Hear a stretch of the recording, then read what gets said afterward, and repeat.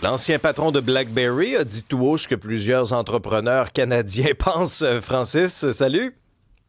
Salut, ça va bien? Oui, Ça va très effectivement, bien. là, ben oui, sans doute Jim Balsillie là, qu'on a connu, là, ancien patron de BlackBerry, qui a fondé d'ailleurs il y a quelques mois là, une espèce de think tank, comme on dit, là, une espèce d'organisme qui vise à renforcer la productivité et la compétitivité des entreprises canadiennes. Et il a fait une sortie ces derniers jours euh, à Toronto là, pour un peu s'exprimer sur la situation canadienne actuelle. Et ça fait énormément écho à la situation québécoise aussi, Alexandre, hein. On le voit là actuellement, déjà avec SAC-Clic, mais il y a aussi eu cette nouvelle là, plutôt cette semaine de Santé Québec qui a donné un contrat sans appel d'offres à qui? À Microsoft. Pourquoi? Pour son hébergement, pour sa suite d'outils, évidemment. On connaît tous Microsoft, on sait que c'est un peu le standard dans l'industrie, mais l'enjeu qu'a identifié M. Balzili, c'est qu'à être un peu paresseux comme ça, nos gouvernements, ce qu'ils font, c'est que ils donnent des centaines de millions, voire plusieurs milliards, voire plusieurs dizaines de milliards de dollars à qui? À des sociétés étrangères, ce qui fait en sorte qu'on ne développe pas au Canada, au Québec, la propriété intellectuelle, la capacité d'hébergement, les logiciels qu'il faudrait pour devenir, nous aussi, éventuellement, des joueurs là, dans ce grand jeu du numérique. Et donc, à force de constamment dépendre, et comme il le dit un peu par paresse, là, de choisir toujours l'acteur américain, ben, on renvoie l'argent des Canadiens vers ces sociétés étrangères-là. Puis il y a une perte nette là, de son point de vue. Donc, il implore les gouvernements au Canada, dans son cas, mais je me joindrai à lui pour faire le même message Ben à oui. nos élus québécois de prévaloir ou de préconiser des solutions québécoises autant que possible. On a eu il y a eu beaucoup d'encre là, qui a coulé, notamment autour de ce qu'on appelle le cloud, hein, l'info nuagique.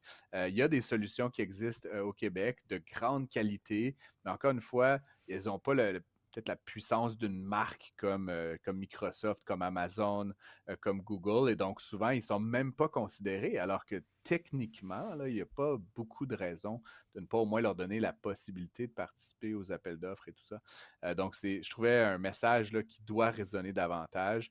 C'est peut-être un peu loin des préoccupations quotidiennes des gens, mais ultimement, c'est nos emplois, c'est notre compétitivité comme nation québécoise là, qui en dépend. Donc, je suis très intéressé de savoir si ça va être entendu.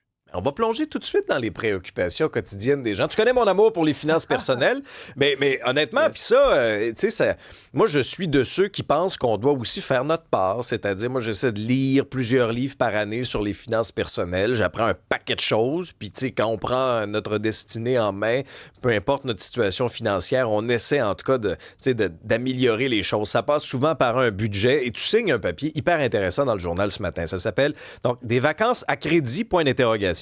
C'est une très mauvaise idée et je suis entièrement d'accord avec toi. Ouais, ben exactement. Puis malheureusement, c'est un phénomène de plus en plus important, Alex, au Québec. Les gens qui financent ou font financer, c'est-à-dire qui achètent des billets d'avion, des nuitées à l'hôtel, des activités, que ce soit des zoos, des musées, des Disney World, des restaurants à l'étranger, qu'ils achètent ça à crédit, que ce soit avec une carte de crédit. Ou de plus en plus, là, on voit ça émerger un peu partout, des solutions, là, acheter maintenant, payer plus tard, le type On est Klarna, bombardé par Sezzle, je sais ça. pas faire. On est bombardé par ça. Moi, écoute, c'est pas compliqué, là. Tout ce que j'achète quasiment aujourd'hui, je reçois un petit courriel qui me demande si je veux le payer en plusieurs paiements. Sur le coup, ça semble toujours tentant, surtout quand c'est des dépenses là, tu sais, plus importantes, là, dans les centaines de dollars, de dire, ah, ben, plutôt que de payer le 400 ce mois-ci, ben, je vais payer 50 par mois pendant 8 mois. Sauf que là où le bas blesse, Alex, que dans la quasi-totalité de ces cas-là, les taux d'intérêt sont très élevés, voire complètement prohibitifs.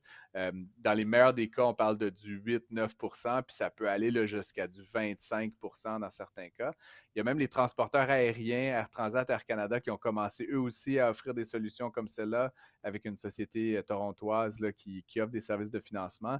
Mais ce qui fait qu'ultimement, Alex, là où je vais en venir, c'est que tu achètes ton billet, tes deux personnes, tu achètes tes billets d'avion, là, ça coûte, je vais faire un chiffron, là, 1000$, là, mais c'est sûr que si tu les fais financer, à la fin de l'année, ils vont t'avoir coûté 100, 200, 300 dollars de plus. Fait que sur l'ensemble du voyage, là, on parle de plusieurs centaines de dollars que vous allez donner à la banque. Là, donc, ça veut dire que l'an prochain, là, c'est 2, 3, 4, 500 dollars là, vous ne les aurez pas pour payer votre vacances de l'année d'après.